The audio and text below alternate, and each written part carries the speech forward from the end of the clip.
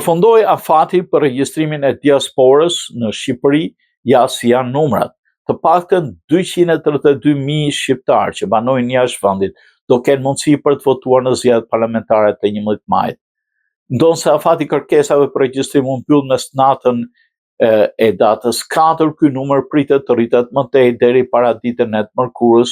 Ishin ende mbi 19.000 kërkesa në fazë shqyrtimi, vetëm gjatë ditës së djeshme patën 13.200 aplikantë të ri, për në datën 4 asnjë shans për të rishikuar 42.000 kërkesa të refuzuar për shkak gabime në fazën e regjistrimit apo dokumentacionit jo plot. Një propozim për të shtyr afatin e regjistrimit u rrëzua në Komisionin Regulator, ndërsa ideja edhe nga kryekomisioneri Ilian Cilebashi për të parë mundësinë e lënies hapësirës për të trajtuar refuzimet nuk gjeti mbështetje, e shtuar si çështje në mbledhjen e Komisionit Regulator.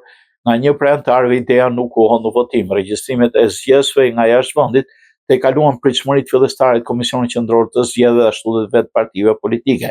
Këto të fundit duket se kontribuan ndjeshëm në proces, duke angazhuar në takime të shumta me komunitetin e diasporës në shtete të ndryshme, veçanërisht në Itali dhe në Greqi, ku jetojnë pjesa më e madhe e emigrantëve. Këta dëshmojnë dhe vetë shifrat e regjistrimeve për të marrë pjesë në zgjedhje, ku 60% janë pikërisht nga këto dy vende dhe 149.000 kërkesa, miratuar nga cilat 86.500 janë nga Italia, 62.500 nga Greqia, 1/3 janë nga emigrantët Gjermania dhe të pasuar nga 20.000 nga Shtetet e Bashkuara dhe Anglia.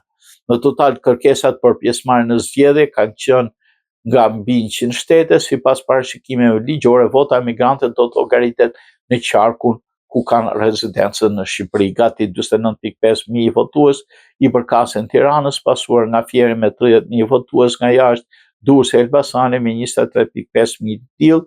Brenda datës 9 mars, Komisioni Qendror i Zgjedhjeve pritet të publikojë listën paraprake të këtyre zgjedhjeve. Emrat e tyre do të hiqen më pas nga lista e votuesve në Shqipëri. Të regjistruarit kanë fituar të drejtën për të marrë pjesë në zgjedhje, por jo detyrimisht ta ushtrojnë këtë drejtë, ndonse në çdo rast atyre do të shkojnë në banesë fleta e votimit, një proces që do nisë që nga momenti i miratimit të saj me 12 mars për partitë e koalicionit pjesëmarrëse. Është afati i fundit të dorëzimit listave kandidatëve që do përfshihen në garë. Megjithatë, shifrat e deri tanishme të regjistruarve dëshmojnë se vota e emigrantëve mund të ketë ndikim jo të pakët, veçanërisht në qarqet ku mandati i fundit mes palëve është ndarë në kaluarën me një diferencë të ngushtë votash. Një fenomen i parë kryesisht në disa qarqe të vogla, si në atë me shumë deputet, si në rastin e Fierit. Sipas parashikimeve të kodit zgjedhor, votat e diasporës do të llogariten në zonat zgjedhore ku figurojnë të regjistruar dhe qarku me numrin më të madh të kërkesave të apërvuar që ka Tirana është 49.000, ndjekur nga Fieri me 30, Durrësi me 23.760, qarku me numrin më të ulët e ka Kuksi me 3.750 votues të regjistruar. Sipas afateve të kodit zgjedhor, KQZ-ja brenda datës 9 mars do publikojë listën finale të zgjedhjeve. Në datën 12 dorëzohen kandidatët për deputet.